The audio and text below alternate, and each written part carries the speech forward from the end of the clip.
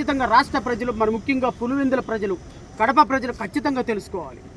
అధికారం కోసం బాబాయిని చంపినటువంటి ఒక వ్యక్తివి, అధికారం కోసం బాబాయిని చంపించినటువంటి ఒక వ్యక్తి ఈరోజు రాష్ట్రంలో మాకు అధికారం కావాలి, మాకు అధికారం కావాలి, మేము సత్యలులం, సత్యహరిశ్చంద్రులం అని మాట్లాడుతుంటే ఖచ్చితంగా రాష్ట్ర ప్రజలు ఒక్కసారి ఆలోచించుకోవాలి. అయితే దస్తగిరి ఒక నిందితుడిగా, దస్తగిరికి జై భీమరావు భారత పార్టీ నుంచి టికెట్ ఎలా ఇచ్చారు అనేటువంటి ప్రశ్న కూడా చాలామంది మిత్రులు, విలేకరులను అడుగుతున్నారు. నేను ఒకే మాట చెప్తున్నా, దస్తగిరి ఒక నేరాన్ని చేసినటువంటి నిందితుడిగా కోర్టు ముందుకు వెళ్ళి నేను నేరాన్ని చేశాను, నేను తప్పు చేశాను, మీరు ఏ శిక్ష వేసినా నేను భరిస్తానని కోర్టు ముందు నేరం ఒప్పుకున్నటువంటి నిరపరాధి, ఒక సాక్షి.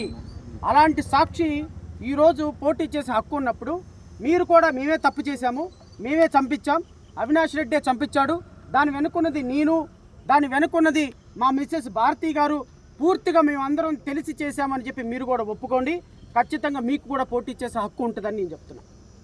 ఈరోజు ఒక వ్యక్తి మరణాన్ని, ఒక వ్యక్తికి జరిగినటువంటి అన్యాయాన్ని మీరు అరుసుగా తీసుకొని, ఆశగా తీసుకొని 2019లో అధికారాన్ని సాధించి 2024లో మళ్ళీ అధికారాన్ని సాధించాలనేటువంటి ఆలోచన ఖచ్చితంగా ప్రజాస్వామ్యానికి మంచిది కాదు.